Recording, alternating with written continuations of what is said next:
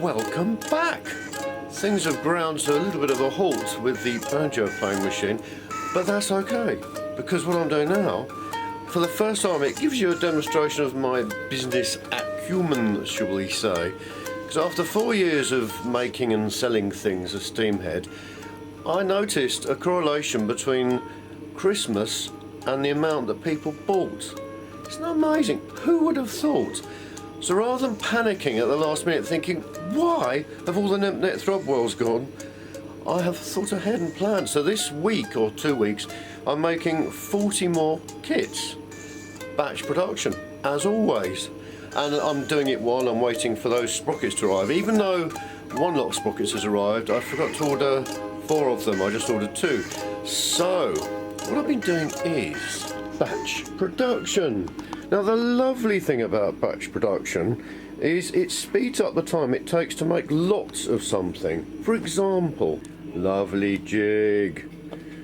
It aligns with this pin.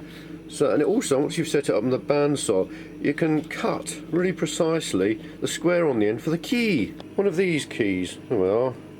Looks lovely. It's a radiator bleed valve key, but any self-respecting steampunk machine on and off switch should have something as beautiful as that. Look, 80 of them, each bared back, twisted and tinned. Tinned at one end so you can push it into that little board, the breadboard for the circuit, and tinned at the other end so you can, well, so I can solder it onto the switch and then put on heat shrink sleeve. And the best way, I do enjoy batch production because it's a little bit mindless, but it's most enjoyable. I've got a bit of a sore thumb today from having bared, twisted and whatever, hundreds of these, because I did the other colours as well. But that's okay. I now know these are done, and it's nice because I can put a film on and sit and mindlessly do this. I mean, it's lovely working on the ukulele machine, pushing the boundaries of ridiculousness to their limit. It's also equally nice just sitting watching telly doing something mindless. And today's film, dear friends, is one of my favourite films of all time, Get Carter. Michael Caine. It's absolutely brilliant. I love it. It's so dark, nitty gritty, used local people in filming. It was done more as a sort of documentary rather than a feature film. It's really good, very dark. I love it. That's what I did yesterday. I tested every one of these air pumps, having bared back all the wires, then soldered the wires on and heat shrink shrunk them. Heat shrink shrunk. Try saying that fast. So I've got all 40 of them done, and I know they all work. Bless it. Its day of resurrection won't be far off. Look, here, why I did this. I've bought 2 tensioner pulleys, which are basically teeth-free pulleys with a bearing in the middle. So if you remember, I'm going to have to adjust this somehow. And 2 different sizes of these. One with 30 teeth and one with 36 teeth, just out of interest. Why not? So I only ordered 2 of each for some stupid reason, so I've got to wait for the other ones to arrive. But the nice thing is, whilst walking the dog or sitting mindlessly bearing back bits of wire, my subconscious is constantly trying to overcomplicate this and working out the next thing that I need to do, which is work out how to read proper music with notes with the times. Because before, if you remember, it was reading tablature, ukulele tablature, and it was just making all sorts of wild assumptions about all sorts of stuff. Brilliant thing it played the tune that you could actually recognise, but obviously there's some way to go. So, lots of time for cogitation, rumination and something else. Also lots of lovely time. This is what I love as well, is dovetailing or jigsawing or whatever, activities. So I'm never wasting any time at all. Whilst I'm getting those switches ready and watching Get Carter, the laser cutter's cutting out all of the 2mm bits with all the 2mm washers ready for the switches, so I don't have to hang around. I've got all of the uncut ones, all of the cut ones, and I'm standing here with the jig.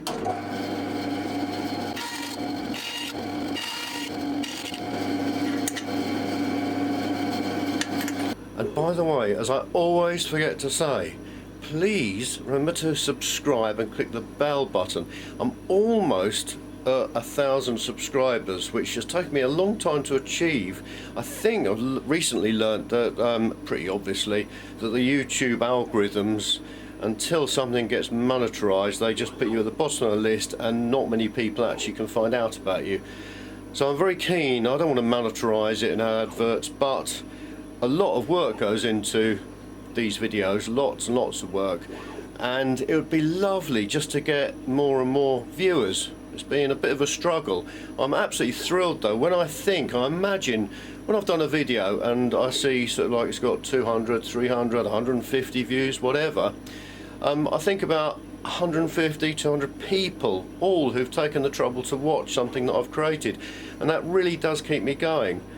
But as I say, it's nice just to keep building on something.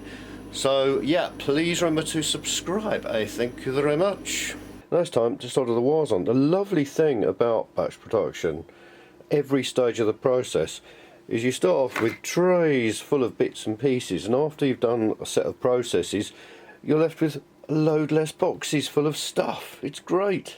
And I especially love the end sequence at the strange overhead tramway from that they emptied mine waste into the sea. It's just such an iconic thing.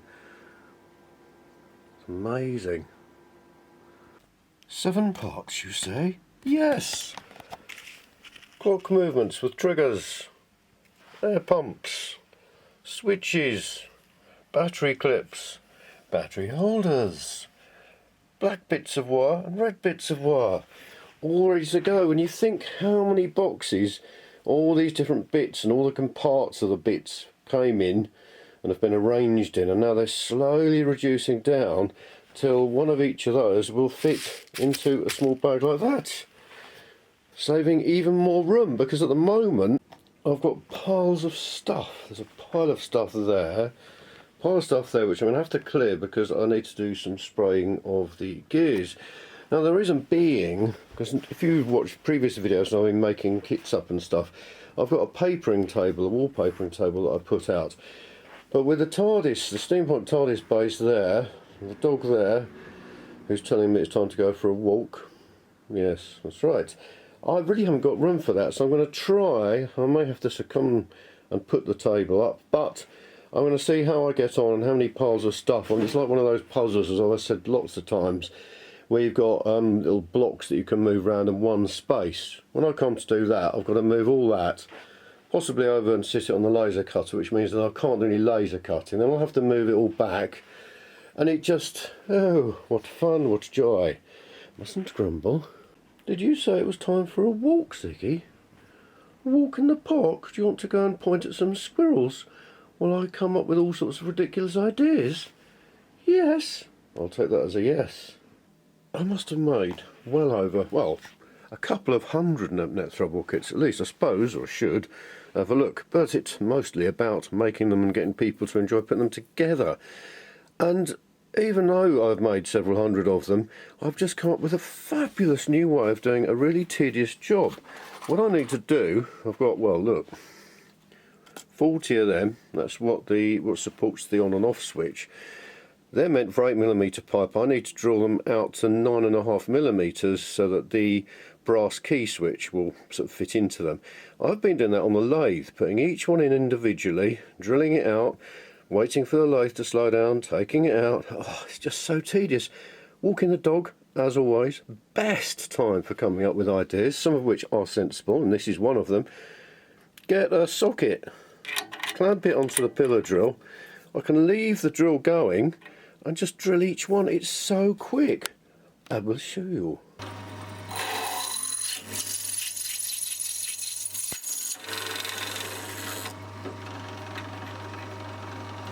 Isn't that amazing? It's absolutely brilliant.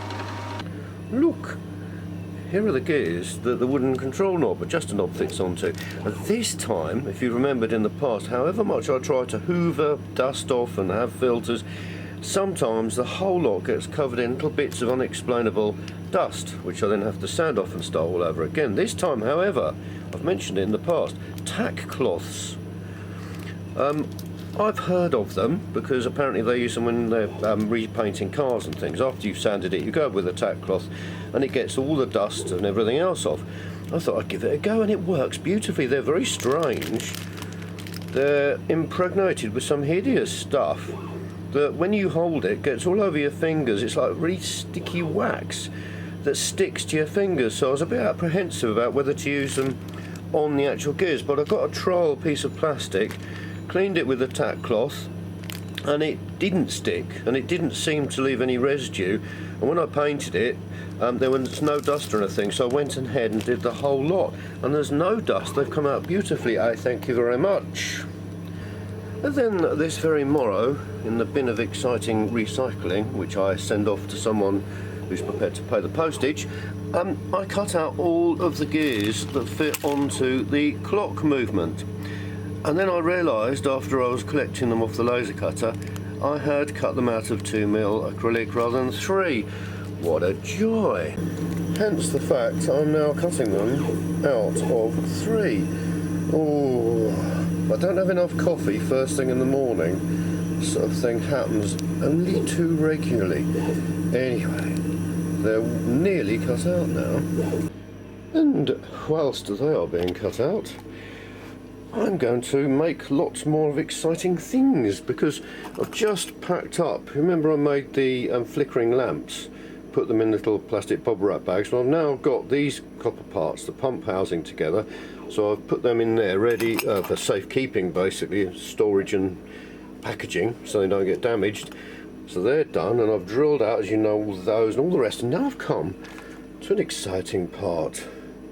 It's the bit that pushes onto the end of the pump and needs to convert a very small pipe, 4.2mm diameter to be precise, into the inside diameter of 15mm copper pipe. So I've deburred it with my lovely deburring tool, and I've got this lovely press. I don't know, someone might have given it to me, or I found it somewhere. Beautiful thing, and it's perfect. Bit of super glue, actually a bit of super glue inside the end of there, and then squish it together.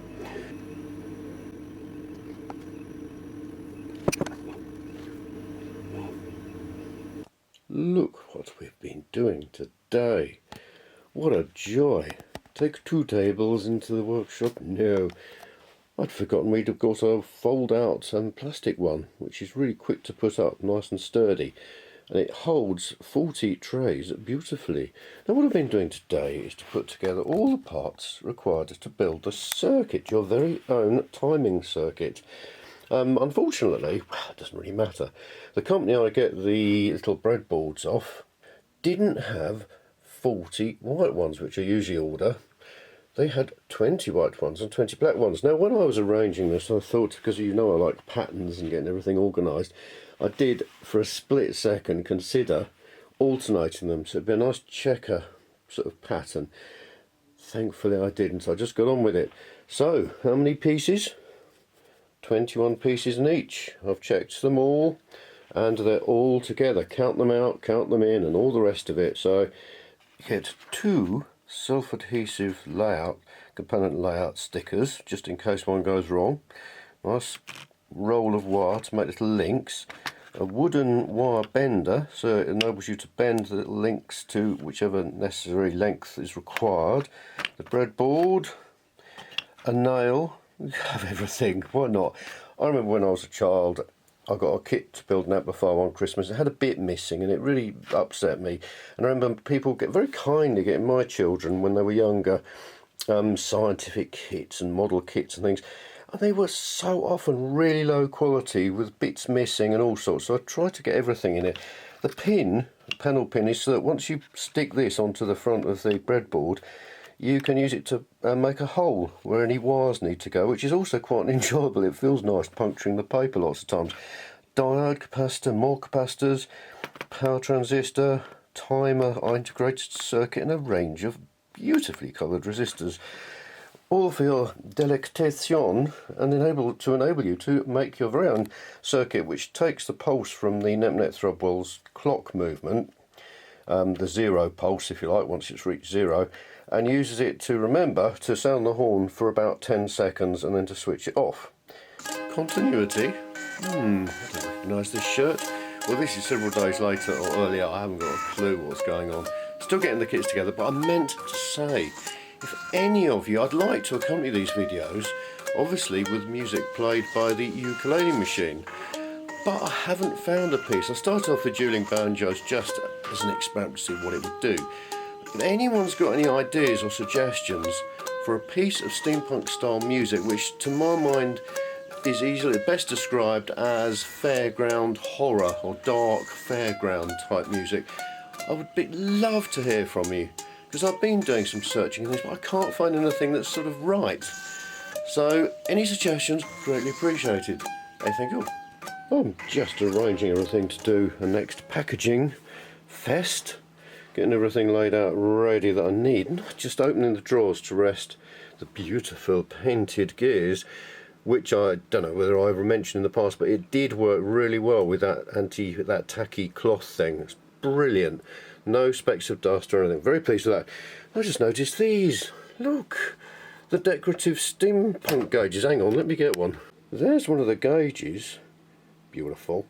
And I started off by actually making them. Someone actually accused me, awful, of the gauges looking too plasticky and unrealistic, and obviously I'd done them on the computer. Well, that's a complete lie.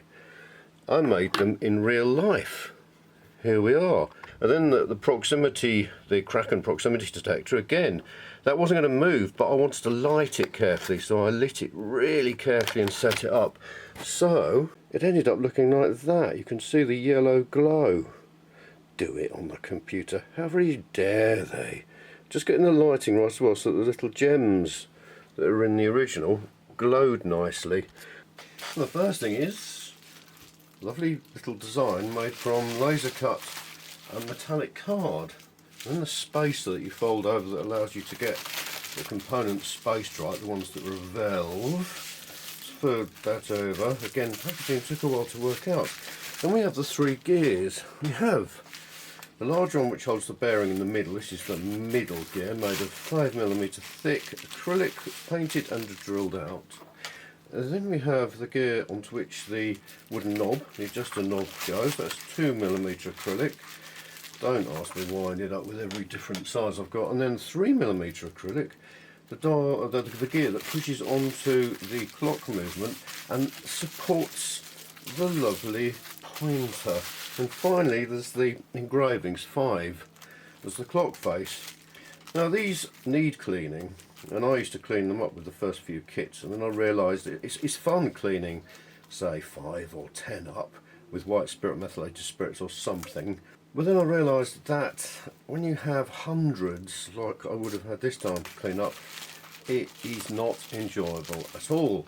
And customers like to do that sort of thing. So in order to keep the cost of the kit down, which I'm constantly trying to do because everything has gone up by, on average, I checked 15%, all the parts, all the components, all the materials, everything.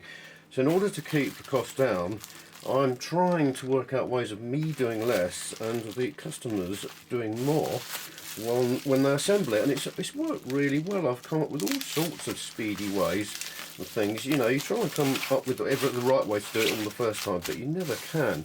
Lovely. Brilliant news.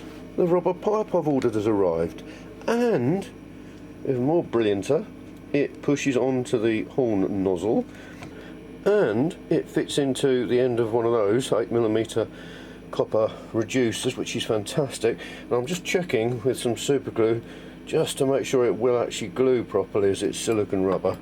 This is another one of my favourite parts of the kits. There's the photo, and here are the real bits.